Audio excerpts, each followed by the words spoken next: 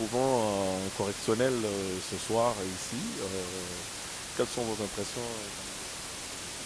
Ben, écoutez, j'étais là toute la journée pour une affaire qui date de 4 ans, depuis 2011. Comme vous le savez, c'était l'affaire dans laquelle nous avons été impliqués par rapport à l'ambassade de la République démocratique du Congo. Donc je suis venu rendre compte à la justice française et on est là depuis ce matin et ça va durer jusqu'à demain. Ok, merci. Mais par rapport à ce que nous avons entendu dans la salle, tous vos compatriotes qui sont passés faire des témoignages ou répondre aux questions des juges, nous avons l'impression que tout vous revient sur les dos. Est-ce que vous assumez ce que vous avez fait ou pas? J'assume comme la majorité des personnes qui sont avec moi ici et je suis venu dans cette intention. C'est pour ça que, contrairement à certaines personnes qui ne sont pas là, moi je suis là pour m'expliquer devant la justice. Mais quelles sont vos appréhensions par rapport Ben, nous sommes devant la justice, donc le pire que je risque, c'est de retourner en prison. Effectivement, donc j'appréhende de retourner en prison par rapport à ce qui s'est passé, mais bon, nous assumons les choses que nous avons faites. C'était peut-être pas les meilleures actions, mais c'était une cause juste que vous connaissez, pour lequel vous savez pour quelle raison je me bats et depuis combien d'années. Et donc c'est toujours dans le cadre de mon combat. Aujourd'hui, je dois me justifier devant l'État français parce que bon, les choses se sont passées sous leur sol. Et bon, nous regrettons la manière dont les choses se sont passées, mais nous l'avons fait, nous avons été motivés par l'envie de se battre pour les sans-voix, ceux qui n'ont personne pour se battre contre eux, enfin pour eux, ceux qu'on tue au Congo, donc personne ne défend. Donc nous avons agi dans ce sens-là, une mauvaise action pour une bonne cause. par rapport à vos ambitions politiques? Parce que si j'ai bonne mémoire, à l'époque, quand vous faisiez, vous n'étiez pas encore activiste politicien. Donc aujourd'hui, d'après toutes les informations que nous avons, vous êtes vraiment dans la politique aujourd'hui, engagé, et vous avez des ambitions politiques. Par rapport à tout ce qu'il y a, par rapport au jugement qui s'est fait aujourd'hui, vous ne craignez pas pour votre avenir politique? Vous ne pensez pas que vous soyez déjà mort par rapport à toutes ces ambitions? Non, jamais de la vie, jamais de la vie. Et vous savez, comme je vous ai dit tout à l'heure, nous n'avons pas fait ça pour un gain personnel. Hein. Est-ce que c'était normal que la police congolaise tire sur des civils? Qu'est-ce que nous devions faire? Laisser, ne rien dire? Si nous nous sommes levés, c'est bien parce que l'État congolais n'est pas à la hauteur. Et je pense que le peuple congolais en est conscient. Que ce n'est pas normal, lorsqu'on leur tire dessus, il faut bien qu'il y ait des gens qui les défendent. Vous n'êtes pas d'accord? Voilà. Au jour d'aujourd'hui, puisque vous avez ces ambitions politiciennes, vous avez ces ambitions d'aller plus loin, s'il y a une incarcération, si aujourd'hui vous devez faire un emprisonnement, vous pouvez dire comment serait votre démarche pour la suite? Parce que, comme vous le dites, le pays est encore sous un otage. Je pense que À ceux qui vous suivent, à ceux qui croient en vous. je leur dirais simplement d'être patient. Il y aura une sortie et mon combat continue. C'est le combat d'une vie et je ne pense pas que ma vie va s'arrêter dans les quelques mois ou je ne sais combien de temps je passerai en prison.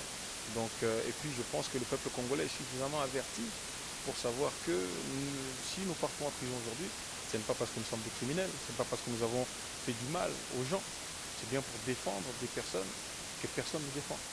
Et je pense que à la sortie de si je suis incarcéré, à la sortie, il y aura toujours, comme en 2011, des gens qui m'ont soutenu, des gens qui m'ont encouragé, et des gens qui, justement, j'ai rassemblé beaucoup plus de personnes après ma sortie de prison. Vous connaissez l'histoire. Vous avez vu que vous étiez avec mon avocat. Bonsoir, maître. Nous vous avons vu dans la salle tout à l'heure et nous avons suivi les témoignages des autres, comment ils ont répondu aux questions. Quelles sont vos impressions en tant que conseil de M. Rex? Alors, d'abord, je voudrais dire qu'il y a une grande distorsion entre le tribunal qui s'intéresse aux détails, aux virgules, aux faits et gestes dans les moindres détails de ce qui est arrivé ce soir-là et se désintéresse totalement du pourquoi et de la cause profonde de tous ces faits. Et c'est une distorsion qu'on constate souvent devant les tribunaux qui s'intéressent plus aux virgules qu'au fond des problèmes. Maintenant, et M. Casadi l'a rappelé, il a toujours essayé de recentrer le débat vers le fond du problème, c'est-à-dire pourquoi tout ceci est arrivé. Compte tenu de tout cela, pensez-vous aujourd'hui que le jugement du tribunal sera en défaveur ou en faveur de M. Casadi par rapport à tous les arguments que vous avez et que vous aurez à évoquer devant le... La question n'est pas la question de la culpabilité, puisque la culpabilité est reconnue. Donc il y aura un jugement de condamnation.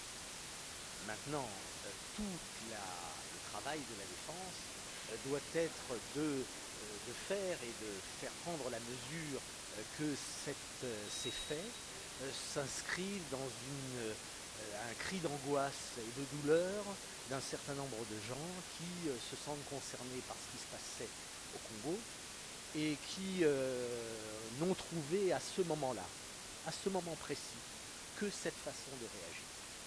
Et dans ces conditions, ils en assument les conséquences, mais je crois que la peine signifiera, si nous sommes devant de gens dangereux terroristes, ou si nous sommes tout simplement des gens qui ont, dans l'émotion de l'instant, pas su trouver le moyen adapté à la société française, ce qui est très différent. Mais par rapport, aujourd'hui, M. Rex Kaza et tous les autres compagnons de son équipe reconnaissent les faits, la majorité reconnaissent. Pensez-vous qu'ils obtiennent de circonstances atténuantes pouvant aller dans le sens même d'alléger certaines? Si je ne le pensais pas, je renoncerais tout de suite à porter la robe que je porte. C'est la première chose. Ensuite, la deuxième chose, vous vous interrogiez, M. Casadi, de savoir s'il n'appréhende pas le fait que la condamnation soit un obstacle pour sa vie future. Les exemples ne manquent pas dans le monde entier, où des hommes politiques ont été parfois incarcérés pendant plusieurs années. Il me semble qu'en Afrique du Sud, un nommé Mandela a fait plus de 20 ans de prison. Ça ne l'a pas empêché de devenir un homme reconnu mondialement dans la communauté africaine, mais aussi dans toutes les communautés du monde. Donc ce n'est pas parce que vous êtes condamné par une juridiction que cela obère vos chances. Parce que si votre combat est juste, il y a un moment où le bon sens, l'opinion générale finit par reconnaître que ce que vous aviez fait était peut-être pas conforme aux lois de la France, mais elles étaient conformes aux lois de l'esprit et aux lois d'un but que l'on poursuit dans la vie. Oui, mais M. Rex Casadi n'est que à ses débuts. Il est juste au début de sa carrière. Je ne pensais pas vraiment que cela soit vraiment un frein par rapport aux autres qui étaient déjà dans le bain, dans la politique. Vous me demandez ce que j'en pense? Pas du tout. Pas du tout. Au contraire. Au contraire. Je crois que ce qui manque le plus souvent aux hommes politiques, c'est le courage. Et il a su montrer qu'il avait le courage d'aller jusqu'au bout de ses actions. Je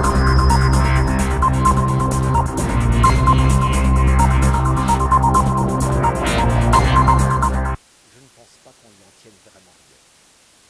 Merci. J'ai mon grand frère qui m'a toujours soutenu depuis le début, qui est aussi devant un tribunal, vous connaissez Chélie Awendo, et qui est passé aussi, qui a été arrêté comme moi, et bon, qui est venu nous prêter mon porte, on est ensemble, on est avec, comme vous connaissez, mon bras droit Gaylor. Bon, on est là, on est serein, on espère que demain ça va très bien se passer, et puis on va continuer notre combat comme on l'a fait au Matondo. Matondo Mbote. Tukio awa akongani na M. Rex na bato yoki bino baimpression ezali kobanga ezali te kobanga nakobangela moko te nga na guerrier eloko nini nakobanga na kati wana parce que tosalaki yango avec cause est ce que ezalaki biso moko moto mitindaki mpo tokende mpona toko mitimbaka ambassade mais non ezali ensemble ya bacombattant bazwaki même décision donc eza cause moko noble okobosana yango te. So combattant azobosana likambo oyo, c'est makambo oyo yango pesali combat ekoma na niveau lelo. Soko makambo oyo te lelo combat pe komi na niveau te. tomoni ezali kotomboka kanda ezali makasi tina lelo oyo mpona liboso ya bazili ezali vraimen na kanda aveki moliamo Mais eloko nalobi nalobi lelo na biso vérité nga justice non kobanga réalité justice tosala nga eloko moko te justice France esala nga eloko moko te parce que nazobunda makambo ya mboka na ngai mpo nayebisa bango vérité mpo natombokelaka bango mpo bayeba ke eloko nini pourquoi mpaka wana azotomboka aza na baleki na ye. Mais eloko kaka na félicité tout le monde aki na courage loba avec saki na courage tout le monde aki na courage ya koloba il fallait koloba oyo tozalaki nango comme moi nalobi haine oyo elingi oloba ke nazoparticipe na makambo nyonso ki etali makambo ya Congo parce que mboka na biso lelo oyo toza koloba voilà donc mboka na biso nde tozoloba eyaka so mboka na biso te parce que nga nayebi makambo ebele mais lelo na koloba yango te mpo na justice totala lobi nzambe asunga tout le monde tozala très bien peine ezala nango ya bien après on verra combien continuer na ndenge moko plus qu'avant matondo na siki wana merci. Merci.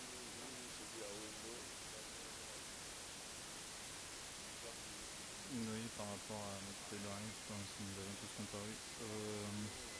Gaylor, je tiendrai d'abord à remercier la majorité des frères qui nous ont soutenus. Merci beaucoup pour vos messages, pour vos appels pendant l'audience. Ça nous a vraiment touchés et je vous invite encore à continuer à nous soutenir parce que demain, c'est la dernière journée de 13h à 17h, on l'espère.